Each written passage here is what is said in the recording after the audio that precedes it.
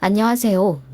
아무리 인터넷을 둘러보아도 이런 역대급 일은 없는 것 같고 주변에 말하자니 창피해서 입도 뻥긋 못하겠기에 어디서 조언을 얻어야 할지 몰라 게시판에 글을 한번 올려봅니다. 저는 이제 막 어린이집 들어간 4살 남자아이 키우고 있는 전업주부입니다. 결혼한 지는 5년 딱 되었고요. 남편과 저는 그냥 평범한 사람들이에요.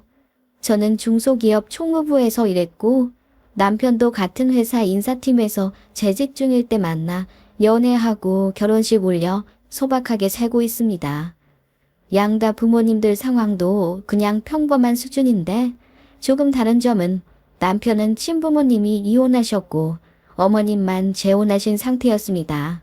어머님의 새남편은 공무원 퇴직하시고 사별한 분이셨어요. 어머님은 그분 아파트 들어가 살고 계셨고 저희 결혼한다고 인사하러 갔을 때도 그 집 갔습니다.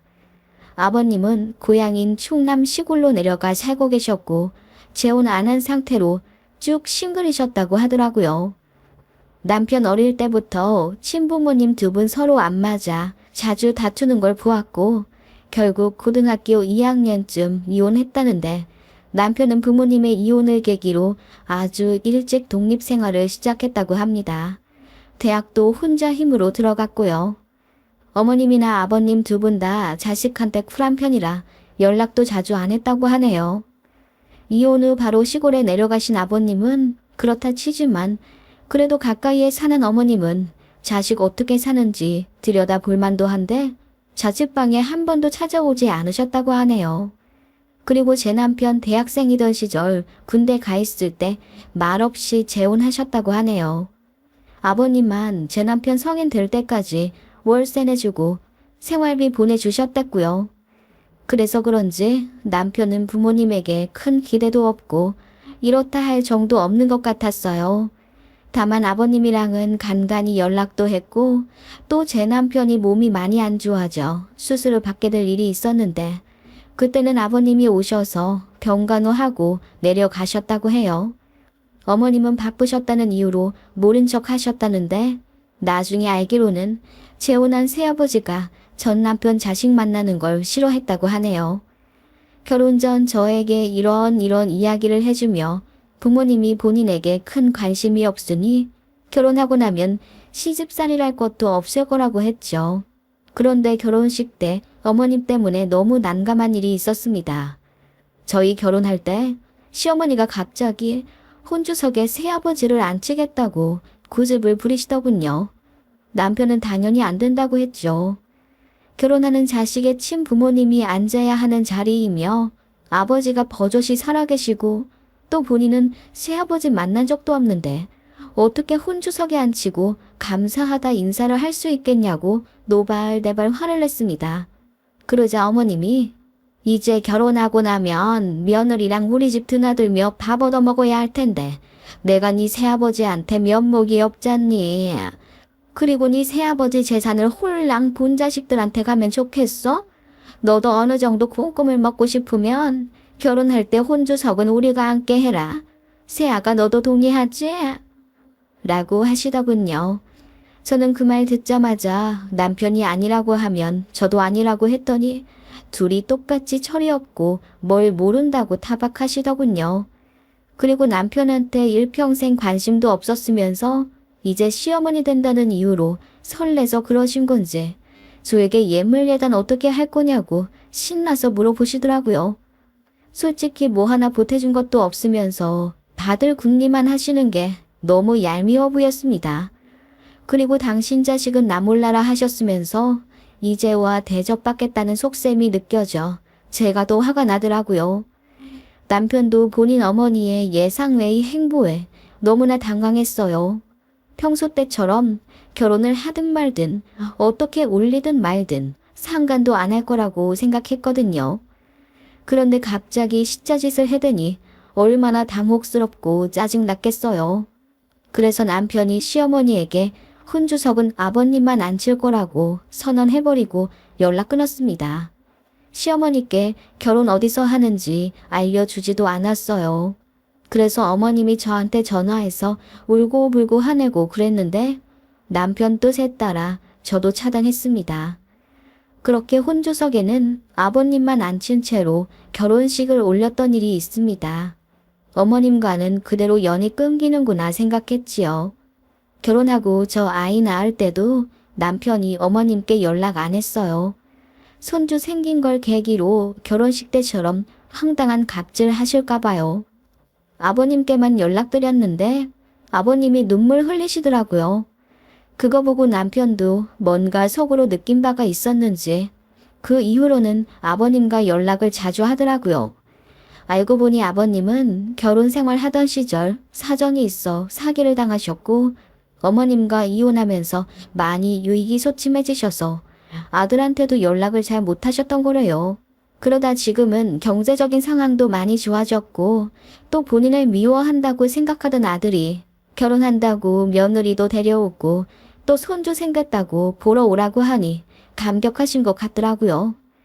아버님은 저에게 무뚝뚝하지만은 그래도 티 안 나게 잘해주셨어요. 한 번씩 만날 때마다 제 가방에 20에서 30만 원 들어있는 봉투를 말없이 넣어주시거나 아이 통장을 만들어 놓으라고 하시고는 계좌번호로 이따금씩 용돈을 보내주셨는데 보내는 이에는 늘 할아버지라고 수정하시더라고요. 액수는 10,000원부터 50만 원, 100만 원까지 다양해요. 그냥 제 아이가 생각나실 때마다 보내주시는 것 같았어요. 그래서 아이 통장에는 할아버지의 사랑이 가득합니다. 명절에는 차 막힌다고 오지 말라고 하시고 그 다음 주에 아버님께서 직접 올라오시곤 하셨습니다. 그래서 제가 하루 묵으시라 하면 손사래를 치며 저 부담된다고 저녁만 드시고 꼭 내려가셨습니다. 그런 아버님께 저는 신경이 더 쓰이고 마음이 갈 수밖에 없었지요. 아버님 혼자 사시며 끼니 잘 챙겨 드실까 걱정되어 한 달에 한두 번씩 반찬 만들어 보내드리기 시작했는데 그게 저는 전혀 어렵지 않고 정말 마음에서 우러나는 행동이었어요. 아버님도 남편도 그렇게까지 할 필요 없다고 저를 말렸지만 내심 맛있게 잘 드시고 또 좋으셨나 봐요. 주변 동네 사람들한테 며느리한테 택배로 반찬 얻어먹는다고 자랑하셨다고 하더라고요. 남편도 결혼 이후로 아버님과 유대관계가 깊어지니 뭔가 더 행복해하는 게 느껴졌고 저도 그런 남편 보며 좋았습니다. 저도 시아버지 사랑받는 며느리가 되니 뭔가 뿌듯했고요. 아버님은 생각보다 경제적으로 많이 좋아지셨더라고요. 빚도 다 갚고 친척들한테 받은 선산의 일부가 좋은 값에 팔려 돈도 좀 만지게 되신 것 같고요. 남편 말로는 예전에 돈 없을 땐 같은 옷으로 일주일 넘게 입고 항상 꾀죄죄 하셨다고 하더군요. 지금은 아주 깔끔하게 하고 다니셔서 상상이 안 가더군요. 그러다가 아이 돌잔치 할 때가 되었습니다. 제가 카톡에다가 아무 생각 없이 돌잔치 초대장을 올렸는데 그게 화근이 될 줄 몰랐어요. 돌잔치 당일날 손님 맞느라 정신없는데 누군가 제 어깨를 툭툭 치더군요. 웃으며 돌아봤는데 글쎄 시어머니가 오셨더라고요. 아니 여기는 어떻게... 카톡에 올린 사진 보고 알았지. 네가 날 차단해도 나는 네가 올린 사진 다 볼 수 있잖아. 그래서 그간 우리 손주 잘 크고 있는 것도 다 확인했다. 이번에 돌잔치 한다길래 할미 된 자격으로 내가 안 올 수가 없지. 어머님은 그렇게 이야기하며 오늘은 혼자 왔지만 다음에는 아이 데리고 집에 오라 하시더군요. 어떻게 시어머니를 안 부를 수가 있냐며 저는 혼나야 한다는 말과 함께요. 좀 황당했습니다. 물론 부르지 않은 건 잘못이지만 초대하지도 않았는데 그렇게 무턱대고 오실 줄은 몰랐어요. 게다가 제 남편이 원하지 않는 분인데요. 남편도 어머님 보고는 기겁해서 어떻게 왔냐고 따졌지만 날이 날이니만큼 그냥 조용히 넘어갈 수밖에 없었습니다. 그렇게 시작된 돌잔치에서 시어머니는 전 남편인 제 시아버지와 오랜만에 만나게 되신 겁니다. 어머님이 아버님의 달라진 모습에 많이 놀라워 하시는 듯 했어요. 이것저것 근황 물으시는 게 옆에서 들렸고 어머님은 아버님 상황이 좋아진 것에 많이 놀라셨어요. 막상 아버님은 무덤덤해 하셨고요. 돌잔치 끝났는데도 어머님이 안 가시더라고요. 그러다가 아버님 연락처를 좀 달래요. 제가 난감해서 아이 아빠한테 여쭤보시라 했더니 아들이 안 가르쳐준다 하며 저에게 조르셨어요. 제가 대답을 피하며 자리를 떴는데 그때 제 핸드백을 뒤져서 스마트폰에 있는 아버님 연락처를 복사해 가신 것 같더라고요. 어머님이 그 다음날부터 아버님께 연락하기 시작했다는 소식을 들었습니다. 그리고 저희 아이를 핑계로 1년에 두어 번씩 다 같이 만나자고 제안을 하시더군요. 제가 그건 아이 아빠가 바라지 않을 것 같다고 했더니 너도 우리 새 가족이잖니. 그러면 모두가 화목할 수 있게 노력해야 하는 거야. 네가 네 남편이랑 시아버지 좀 잘 설득해서 온전한 가족이 되게끔 힘 좀 써보렴. 이라고 하더군요. 그 말에 제가 놀라 아버님이랑 다시 합치시겠단 말씀이세요? 라고 했더니 본인은 그러고 싶다고 하더군요. 기가 막혀 남편한테 얘기했더니 본인 아버지는 전처랑 합치기는커녕 다른 여자와 몇 번 만나기는 했어도 재혼할 생각도 없다고 하셨답니다. 시어머니 혼자 무슨 생각인진 몰라도 김칫국을 마시더라고요. 그러던 어느 날 모르는 번호로 연락이 와서 전화를 받으니 어머님이셨어요. 네 새 시아버지 핸드폰 번호다. 저장하거라. 그리고 이제는 내 번호도 차단을 풀고 우리 이제 잘 지내야 하지 않겠니? 그 말에 저는 무슨 대답을 해야 할지 모르겠더라고요. 그러자 어머님이 네 새 시아버지가 이번에 식도암 판정을 받으셨다. 이미 다른 곳에 전이도 된 상황이라 수술은 힘들다 하고 다음 주부터 항암 치료 받을 예정이야. 너도 알고 있거라. 나 혼자 간병하기 힘들면 너희들도 종종 부를 예정이다. 라고 하시더군요. 그 말에 난감해서 아이 아빠한테 말해보겠다고 했더니 본인 자식은 말이 안 통하니 그냥 저더러 남편을 잘 설득해보라고만 하시고 끊으시더군요. 그날 이후로 어머님은 저에게 자주 연락하셨어요. 제가 별다른 대답도 하지 않는데도 혼자 주저리 떠들며 새 시부 병간호가 얼마나 힘든지, 항암이 차도는 있는지, 항암하느라 병원 왔다 갔다 하느라 택시비가 얼마 나오는지 자주일구레한 이야기를 전부 하기 시작하셨어요. 저더러 도와달라는 말이죠. 그런데 제가 너무 나쁜 걸 수도 있겠지만 정말 마음이 내키지가 않았어요. 그리고 아이도 너무 어려 아직 어린이집도 안 보내는 상황이었는데 제가 무슨 수로 암 환자 간병을 하겠어요. 남편에게 말하니 들을 필요도 없다 하면서 본인 선에서 정리하겠다고 하더군요.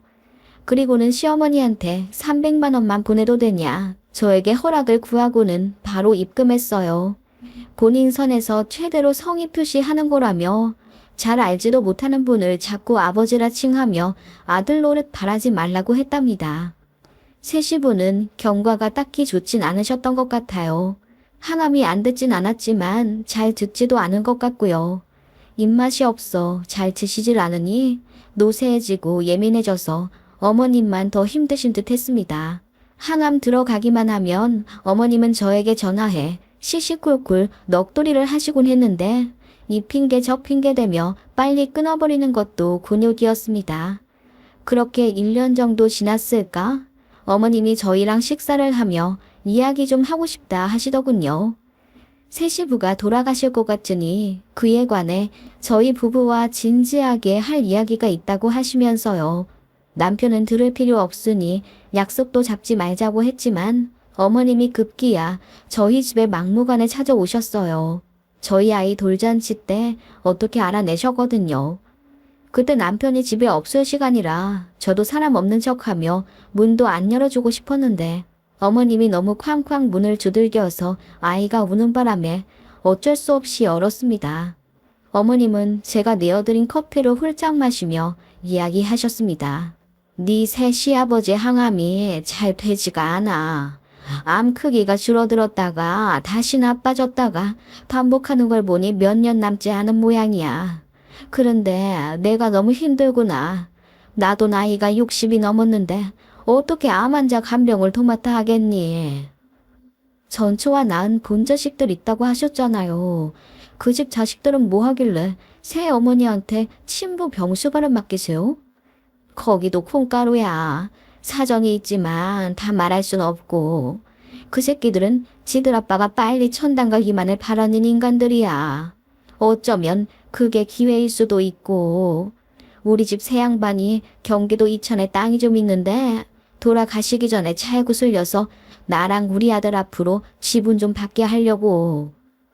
네? 아이 글쎄요. 아이 아빠는 원치 않을걸요? 아이 아빠는 그분을 그냥 모르는 사람이라고 생각하고 있어요. 이럴 때 야물딱지게 잘 받아야지. 그러려면 합가를 먼저 해야 하는 게 맞는 것 같구나. 그래야 너도 병간호 했다는 핑계로 유산을 나눠받지. 그 말에 저는 기가 막혀서 알문도 안 열리더라고요. 그러고 싶지 않으니 그냥 돌아가시라고 했는데 어머님이 잘 생각해 보시라고 하며 저를 야단치셨어요. 그래서 제가 저에게 시아버지는 이 충남에 계신 우리 아이 할아버지뿐이에요.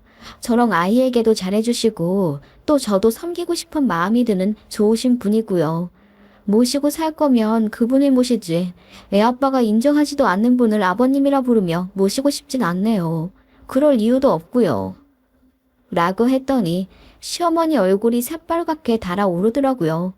그러거나 말거나 저는 아이 핑계로 어머님을 내보냈습니다. 그런데 그날 이후로 툭하면 전화하고 찾아와 차 한 잔 달라고 떼쓰시더라고요. 남편이 사실 알고 불같이 화를 내니 찾아오는 건 멈추어졌지만 이따금 공중전화로 미저리같이 자꾸 전화하셨습니다. 어느 날은 펑펑 울면서 새 시부 돌아가실 것 같다. 장례 치러야 하는데 겁이 난다. 어쩌고저쩌고 하셨고 어느 날은 너무 외롭다고 하염없이 오셨습니다. 그런 모습에 진저리가 나기 시작하더라고요. 그러다가 정말 말도 안 되는 일이 벌어지게 되었습니다.